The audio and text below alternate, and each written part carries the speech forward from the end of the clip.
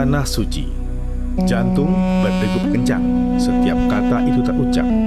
لبيك لا شريك لك. Ini perjalanan menggapai rindu yang tak pernah menguap.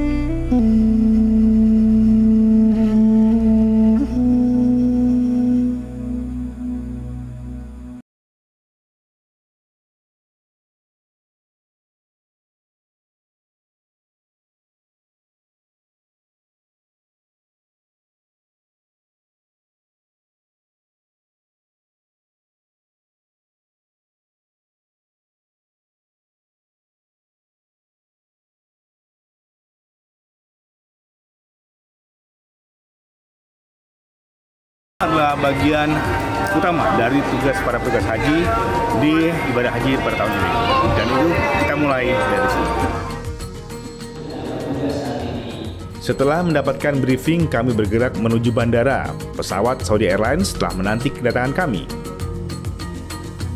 Perjalanan 9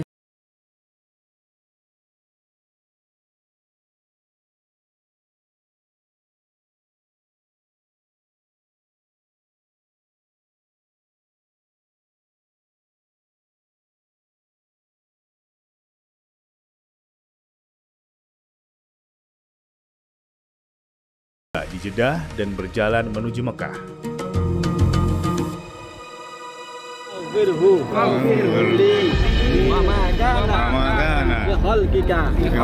Labbaik Allahumma labbaik. Labbaikala syarikala labbaik. Pagi mulai merekah ketika kami tiba di Masjidil Haram.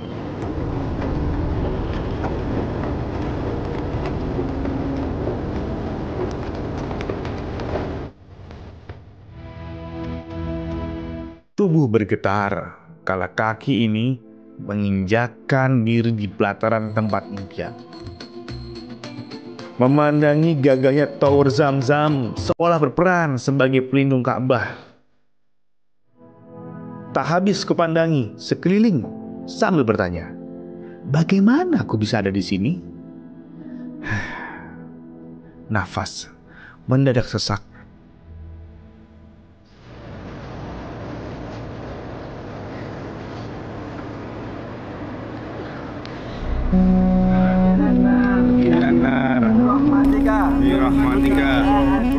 Kulangkahkan kaki mengelilingi Ka'bah yang gagah, bagai terhipnotis merasakan keagungannya. Para jamaah berebut berharap restu. Tak jarang mereka lupa diri. Tapi siapa yang tak bahagia diterima di rumah Sang Pencipta?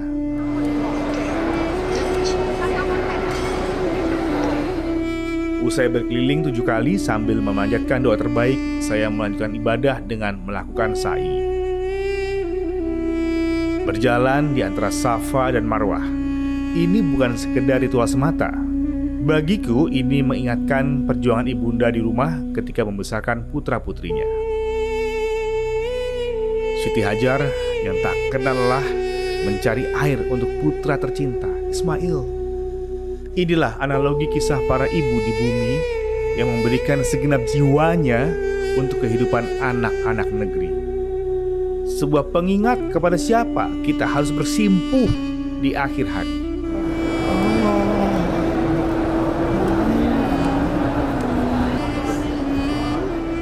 Usai berjalan sejauh 10 km, sampailah kami ke tahap akhir, yakni tahallul. Memotong sebagian rambut sebagai simbol kebebasan dari segala yang membebani. Melaksanakan umrah wajib membutuhkan tak sekedar kekuatan hati, namun juga kekuatan fisik.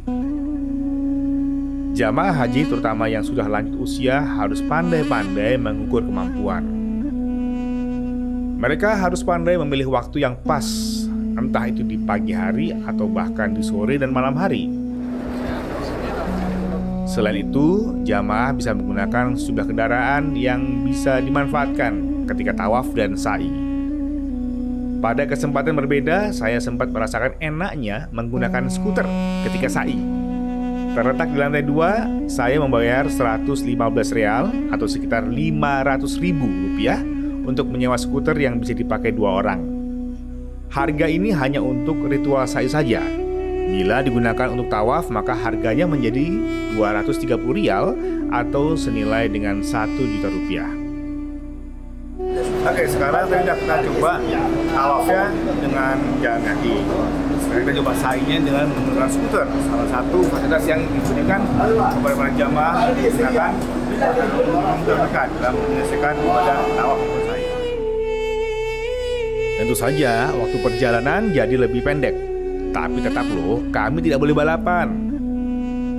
Setelah menyelesaikan rangkaian ibadah di Masjidil Haram, kini bersiap untuk ke Arafah.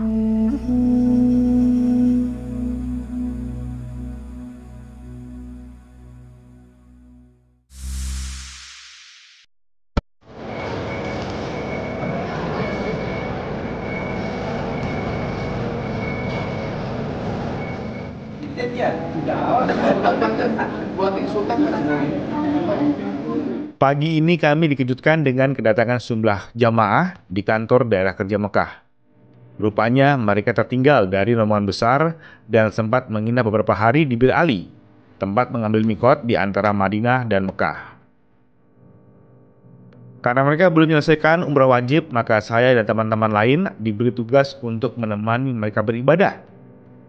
Kebetulan karena sudah lanjut usia, tentu tak mudah untuk menyelesaikan ritual tawaf dan sa'i sendirian. Apalagi saat itu hari sudah menjelang siang. Alhamdulillah secara perlahan mereka mampu menyelesaikan semua ritual dengan baik.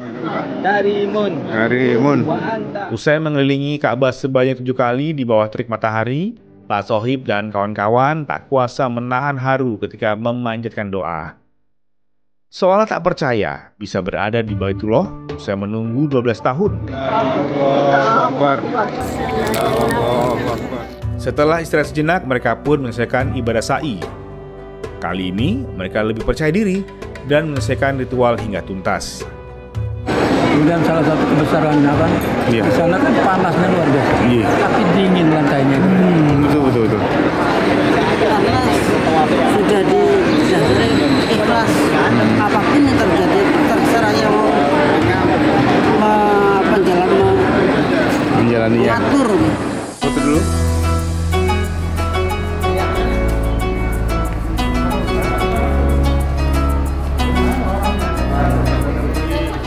Ternyata ada kisah lain dari keharuan mereka berjumpa rumah suci. Pak Dani yang terlihat tenang ternyata sangat merindu sang istri. Dia telah berpisah dari belahan jiwanya selama beberapa hari. Kabarnya, istri tercinta jatuh sakit memikirkan Pak Dani. Sesekali ia tak bisa menyembunyikan keringan cahaya di sudut matanya. Dan pertemuan indah itu pun terjadi. Pak Dani dan istri berpeluk erat melepas rindu. Bu Dani pun langsung sembuh melihat suaminya datang dalam kondisi sehat.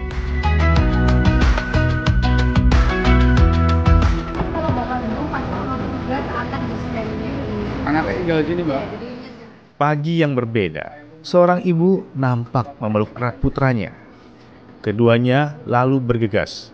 Musa sang putra tak kuasa untuk bertemu bapaknya yang sedang beristirahat.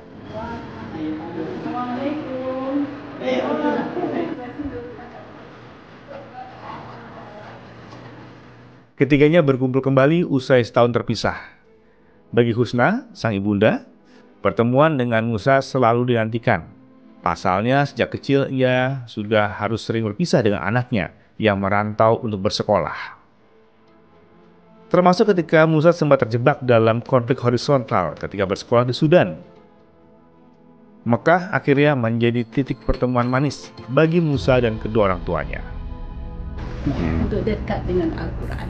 Awalnya siap berpisah itu sebenarnya nggak siap, cuman dekat jiwanya dengan Al-Quran. Waktu usia 13 tuh tiap malam nangis ya, tapi di depan anak dikuatkan. Kalau target tertentu sih paling pengen haji sih terdekat Ya. sama ya. Mudah-mudahan nanti kita bisa bikin sekolah bareng-bareng dengan orang tua. Insya Allah. Mekah sekali lagi mempertontonkan keajaibannya. Kisah Mbah Ismaiyah tak kalah mengharukan. Nenek berusia 75 tahun ini harus melewati jalan berliku untuk bisa datang ke Tanah Suci. Beliau berjualan ketan sambal sejak tahun 90-an setelah suaminya meninggal dunia. Usai belasan tahun menabung di dalam tas tuanya di rumah, Mbah Ismaiyah memberanikan diri untuk mendaftar haji di tahun 2016. Setelah menunggu 8 tahun, Allah Subhanahu wa Ta'ala mengundangnya ke Tanah Suci. Jenengan rasanya pertama kali lihat Ka'bah gimana, Bu?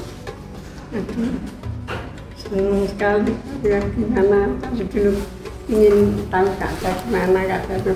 Kemarin waktu apa ya? Tawaf ke situ tuh, saya nangis lihat itu. Iya. Itu saya gimana ya? Senang. Gak menyangka bisa sih. Iya, gak menyangka saya bisa haji.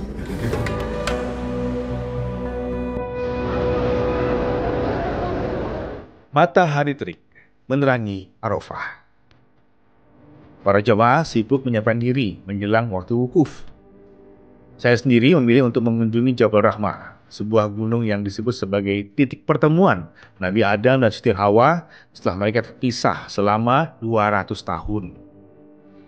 Di tempat ini pula, Nabi Muhammad SAW memberikan khutbah terakhirnya. Khutbah yang menegaskan bahwa manusia di seluruh dunia setara, tidak ada yang lebih tinggi. Para jemaah, terutama yang maktabnya lebih dekat, menghabiskan waktu wukuf di sini. Sementara sebagian besar jemaah lainnya memilih mendengarkan ceramah wukuf di dalam tenda-tenda yang telah disediakan. Yang benar kita menyebut namanya, hati kita mendapatkan ketentraman. Setelah menyelesaikan ritual di Arafah, jamaah akan melakukan lempar jumroh di Jamarot. Sebagian ada yang menginap di Musdalifah. Namun tahun ini diterapkan metode yang langsung ke Mina, yakni metode murur. Suasana di Jamarot cukup padat. Lemparan hari pertama yang dikenal dengan lempar jumroh Aqobah sangatlah krusial. Seluruh jamaah berbondong-bondong melakukan lemparan di bagian bawah Jamarot. Setelah lemparan jumroh Aqobah, maka jemaah termasuk saya melakukan tahallul awal. Moment of truth. Saya mencukur habis rambut saya untuk pertama kali dalam hidup. Selama di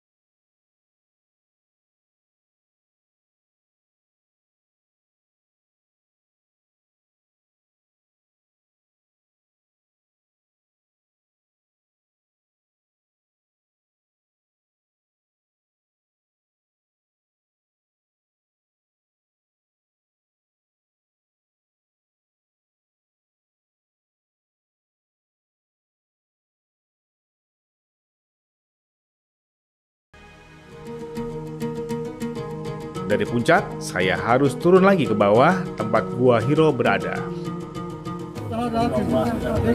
Antri masuk Gua Hiro ini bisa lama nih sih ini, dan ternyata memang jalannya sulit sekali.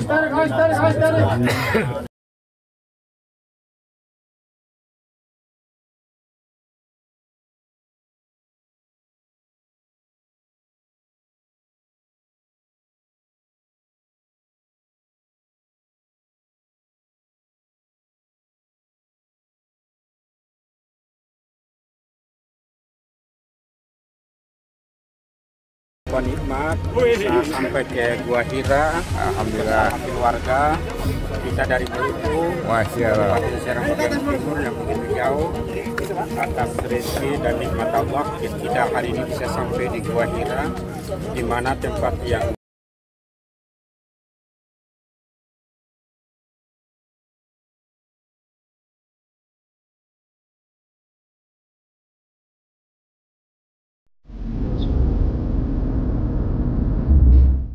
Twister kecil menemaniku ke kota Madinah, seakan menegaskan bahwa bebanku akan dihisap di tanah suci. Masjid Kuba berdiri indah di selatan Masjid Nabawi. Bangunan yang terlihat sederhana, tapi warna putih bagaikan menghipnotis semua orang yang melihatnya. Inilah masjid pertama yang dibangun Rasulullah ketika pertama kali sampai di kota Madinah. Didirikan pada tahun 622 Masehi, Masjid Kuba sempat mengalami sejumlah renovasi hingga memiliki daya tampung mencapai 30.000 orang. Interiornya sangat sederhana dan syahdu. Jamaah yang hadir sangat menikmati momen-momen ketika mendirikan sholat di sini. Konsep yang ditawarkan oleh Rasulullah adalah masjid bukanlah sekedar tempat beribadah. Saya suka masjid ini. Jadi ketika Rasulullah membangun masjid ini, konsepnya adalah bukan cuma sekedar tempat orang datang dan bersembahyang atau beribadah, tapi juga menjadikan masjid ini menjadi tempat pembelajaran, tempat belajar, tempat bersosialisasi, tempat berkumpul, tempat membicarakan hal-hal yang baik, begitu ya. Jadi selalu ramai, dan saya sangat suka kalau misalkan ada anak-anak yang kemudian ikut datang dan kemudian bermain di sekitar sini, gitu ya. Ini menjadi pusat dari kegiatan sosial masyarakat.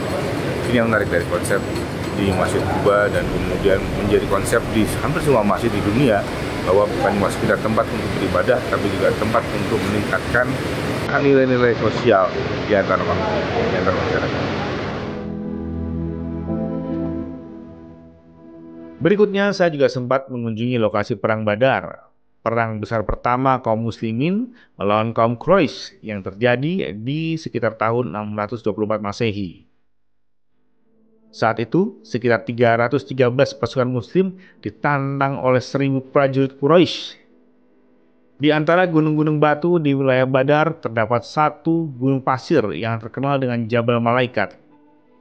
Kaum muslimin percaya bahwa disinilah ribuan malaikat diutus Allah Subhanahu wa Ta'ala turun ke bumi dan membantu Rasulullah untuk memenangkan perang. Kisah ini disebutkan dalam Al-Quran, surat Ali Imran dan surat Al-Anfal.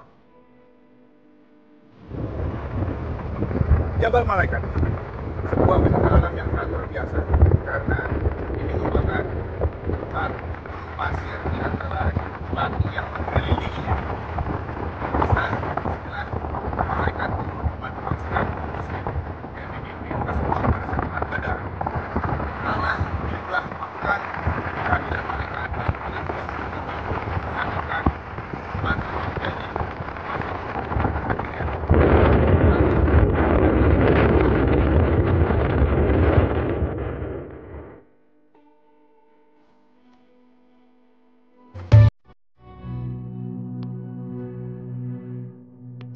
Akhirnya, inilah puncaknya, Masjid Nabawi, tempat Rasulullah beristirahat di keabadiannya. Semua terasa tenang. Kami bersabar untuk bisa masuk ke Raudhah, menyapa Rasulullah, memanjatkan doa untuknya. Karena banyaknya yang ingin ke Raudhah, kami harus mengantri setelah terlebih dahulu mendapatkan tasreh atau izin. Kami sempat sholat maghrib dulu sebelum masuk ke makam Rasulullah. sebuah pertemuan yang mengguncang jiwa. Alhamdulillahirrabbilalamin, ya Allah. Saya sebenarnya tidak begitu yakin bisa sampai ke dalam, apalagi sampai ke mihrab Nabi. Tapi ternyata saya ditarik oleh salah seorang pemotowek ya, penjaga itu, untuk sholat di depan persis mihrab Nabi. Lalu saya diminta berfoto bersama beliau sambil menyampaikan salam untuk pimpinan kita di Indonesia ya.